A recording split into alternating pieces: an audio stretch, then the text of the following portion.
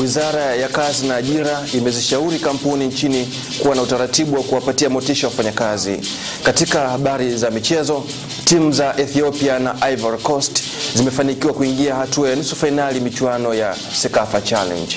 Habari za asubuhi hii, mtazamaji wetu, bila shaka umeamka salama. Kinachofuata ni kipindi cha Asubuhi Njema. Kama ilivyo kawaida, nitakusomea kwanza habari za kitaifa zikiwemo habari za michezo, na baada hapo nitakusomea vichwa vya habari zilizopewa uzito wa juu katika magazeti ya leo. Na tuanze na habari za kitaifa. Waziri wa Kazi na Ajira Gaudensia Kabaka amezishauri kampuni nchini ziwe na utaratibu wa kuwapatia motisha wafanyakazi ili kusaidia kuongeza ari ya kufanya kazi. Waziri Kabaka ametoa changamoto hiyo wakati wa hafla ya kuwatunuku wafanyakazi wa kampuni ya sigara Tanzania TCC ambao wameitumikia kampuni hiyo kwa muda mrefu.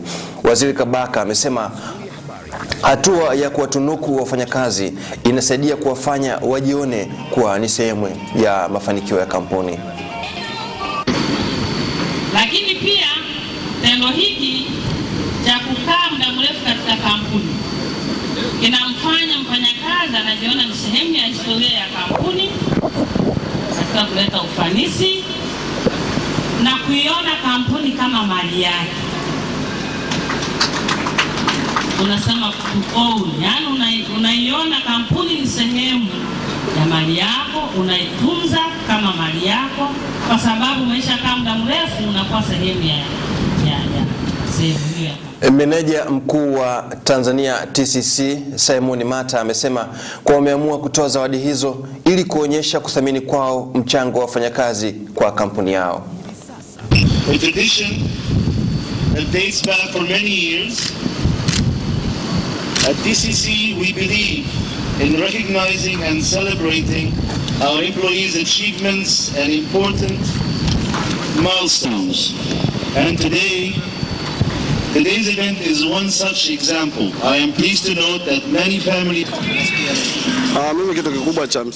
Wafanyakazi waliozawadiwa ni wale waliotumikia TCC kwa miaka 10, miaka 15, miaka 20, 30 na miaka 35. Waasa vijana wa kisasa hasa kuwa wavumilivu sehemu ya kazi, na ndio kitu cha msingi zaidi katika sehemu ya kazi, na lingine ni kufanya kazi kwa bidii. Kubwa hasa ni uvumilivu, kujituma ili kutengeneza ufanisi na kuwa na uvumilivu na kuogopa hasa kazi za watu. Ukishaogopa kwamba hizi sio kazi za kwangu, ni kazi za watu, basi utajibidisha sana. Wadau mbalimbali jijini Dar es Salaam wamekuwa na maoni tofauti kuhusu mapendekezo ya maboresho ya sheria ya manunuzi ya umma ya mwaka 2004. Katika mkutano ulioandaliwa na taasisi ya Agenda Participation 2000 na kufanyika jijini Dar es Salaam, wananchi hao ambao wengi wao ni kutoka mashirika na taasisi mbalimbali za kijamii wamependekeza maboresho yafanyike katika baadhi ya maeneo, hasa utoaji wa zabuni pamoja na manunuzi ya vifaa vya ofisi, na kwamba yafanyike kwa njia ya soko badala ya kutangaza tenda. Kwa mfano, kuna maoni kama unavyokumbuka kwamba sheria imlinde vile vile mtu wa ndani. Kwa mfano kwenye mambo ya ujenzi au contractors, kwamba wanataka kwamba na mwananchi wa ndani naye aruhusiwe. Kwa mfano sasa hivi umesikia kulikuwepo na mawazo yametolewa kuhusiana na swala zima swala zima la manunuzi, kwamba vyombo au mitambo iliyozeeka isinunuliwe. Mengine ya kuangalia utoaji wa tenda, ili zoezi la kutoa tenda kwa watu specific ambao wataenda mwaka mzima, ni afadhali wangeangalia ule muda wa tuzigawanye hizi tenda, kama contractors wafanye kazi waweze kutoa tenda kwa sababu wale ni wataalamu, lakini ununuzi wa vitu vya maofisini, kwa mfano stationaries na vitu vingine, wasitoe tenda, waweze kwenda kwenye duka husika wakati wanavyotaka vile vitu, kwa sababu unakuta mtu amepewa tenda wakati vitu viko ghali. Lakini wasiwasi wangu mimi ni kwamba hii sheria ipo kumlinda nani au inamfanyia kazi nani? Mimi nadhani hii sheria inawafanyia kazi wale ambao wanatoa maamuzi, lakini wale walengwa ambao ndio walaji wenyewe wa hiyo sheria, ukweli hawafaidiki na hiyo sheria. Serikali imesema kuwa taasisi za teknolojia nchini bado zina kazi kubwa ya kujitangaza ili wananchi waweze kuzifahamu na kuzitumia kikamilifu, ziweze kufikia malengo ya kuanzisha kwake ambayo ni kuwa chachu ya maendeleo kwenye sekta mbalimbali. Kauli hiyo ya serikali imetolewa na Waziri wa Mawasiliano, Sayansi na Teknolojia Profesa Makame Mnyambarawa muda mfupi baada ya kutembelea taasisi ya teknolojia ya Dar es Salaam DIT kwa lengo la kujifunza na kujionea shughuli mbalimbali zinazofanywa katika taasisi hiyo. Akiwa kwenye ziara hiyo ya kikazi, Profesa Mbarawa alishangazwa kuona teknolojia mbalimbali zilizopo na ambazo zinafundishwa katika taasisi hiyo ya DIT zina mahitaji makubwa kwenye jamii, lakini taaluma hizo bado hazijatumika kikamilifu, ikiwemo ile ya magari kutumia gesi badala ya petroli, utengenezaji wa taa za kuongozea magari, pamoja na matibabu ya wagonjwa kwa kutumia mtandao wa kompyuta ambao ungesaidia kwa kiasi kikubwa kupunguza tatizo la wataalamu wa afya ya jamii. Ni tatizo kwenye taasisi zetu nyingi, hatuna uwezo wa kumarket area zetu. Kwa vile sisi kama wizara tutashirikiana na taasisi tuwe na mikakati maalum ya kumarket hizi teknolojia zetu. Hiyo ni muhimu sana. Sasa labda kuna mikakati gani? Kaimu mkuu wa DIT Christian Nyahumwa amesema moja ya changamoto inayowakabili ni ufinyu wa eneo la taasisi, hasa ikizingatiwa kwamba chuo kina mpango wa kuongeza idadi ya wanafunzi. Na kama mnavyojua kwamba nchi yetu ya Tanzania imeweza kuweka mikakati ya makusudi tu ya kuweza kujaribu kuhamasisha vijana wetu kuanzia elimu ya awali waweze kusoma sayansi na teknolojia. Sasa kama taasisi inabidi tujiandae kwamba ni namna gani hao vijana tunawapokea kwenye elimu ya juu na hasa kwenye ngazi za stashahada pamoja na shahada za juu, na kama waziri alivyozungumzia ni kwamba tunatakiwa tuende tufanye utafiti wa kutosha kuhakikisha kwamba elimu tuliopewa na Watanzania iweze kutumika na kuweza kujibu yale ambayo yanawatatiza kama upande wa teknolojia. Na sisi kwa kweli tumejipanga vyema kuhakikisha kwamba walimu wetu wanapata elimu iliyo bora na kuhakikisha kwamba kiwango cha elimu katika taasisi yetu kinakuwa ni bora na cha kuigwa, na kama hakitakuwa kwa nchi labda kwenye ukanda huu wa Afrika Mashariki.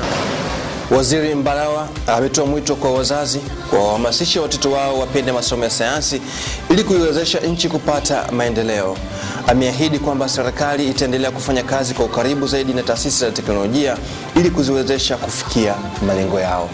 Tunaendelea na asubuhi njema, na sasa ni habari za michezo. Tunaanza na soka. Timu za soka za Ethiopia na Ivory Coast zimefanikiwa kuingia hatua ya nusu fainali ya michuano ya Kombe la Challenge baada ya kushinda mechi za jana za robo fainali. Ethiopia imefanikiwa kusonga mbele baada ya kuishinda Zambia kwa mabao 2-1 katika mchezo wa robo fainali ya kwanza iliyochezwa jana mchana kwenye uwanja wa Taifa jijini Dar es Salaam. Mchezo wa pili zilipambana Malawi na Ivory Coast. Hadi mwisho wa mchezo Ivory Coast ilibuka na ushindi bao 1-0 lilopatikana katika dakika 81 ya mchezo huo. Michezo ya robo finali ya pili itachezwa leo ambapo Zanzibar itapambana na Uganda, Kilimanjaro Stars itamenyana na Rwanda. Katika burudani, mwanamuziki wa kizazi kipya nchini Ambwene Yesaya maarufu kama AY na kundi la DJs la Code Reds kutoka nchini Kenya wanatarajiwa kufanya onyesho maalum ambalo ni la usiku wa kinywaji cha mila katika klabu ya San Siro Sinza jijini Dar es Salaam. Onyesho hilo limepambwa kufanyika leo usiku ambapo utakuwa ni usiku wa mkesha wa kusherehekea uhuru wa Tanganyika. Meneja wa bia mila Victoria Kimaro ambaye aliambatana na meneja wa uendelezaji nembo ya kimataifa ya TBL Kosola Adam amewaeleza waandishi wa habari jijini Dar es Salaam kwamba maandalizi kwa ajili ya onyesho hilo yamekamilika, ikiwa ni pamoja na kuwasili kwa kundi la DJs kutoka nchini Kenya ambao wataungana na DJs wa Tanzania katika kufanikisha tamasha ambalo litakuwa la burudani mchanganyiko. Victoria amesema lengo la burudani hiyo ni kuweka utaratibu wa kuwakutanisha watu ambao wanatumia kinywaji cha mila kwa kufahamiana na kujenga mahusiano bora kupitia burudani. Kukifurahia. Kilevi chake ni 4.7%, kwa hiyo ni kilevi ambacho ni cha kumudu na ni kizuri kabisa. Hakina hangover, ni kinywaji kizuri kabisa. Tarehe 8 Disemba ambayo itakuwa ni siku ya Jumatano, Tutakuwa na usiku wa mila pale Club San Siro kuanzia saa 2 usiku. Watu wote mnakaribishwa mje kusherehekea na sisi katika siku hii ya kuamkia siku ya uhuru wa Tanganyika. Tuna kadi maalum kwa wale walioshinda katika promotion za Mila VIP ambao walikuwa ni watu kama 250. Wao kazi kwenu wapenzi wa burudani, na taarifa hiyo imekamilisha habari za burudani, michezo pamoja na habari za kitaifa kwa ujumla. Endelea kutazama Channel 10, magazeti yanafuata. Usikose kutazama vituko show hapa Channel 10 na kukutana na magwiji ya vichekesho kama vile King Majuto, Bambo, Kingwendu, Mtanga pamoja na Masele. How is Galaxy? Are you doing well? Thank you very much. Ni Alhamisi hii kupitia Channel 10, kilicho bora kabisa.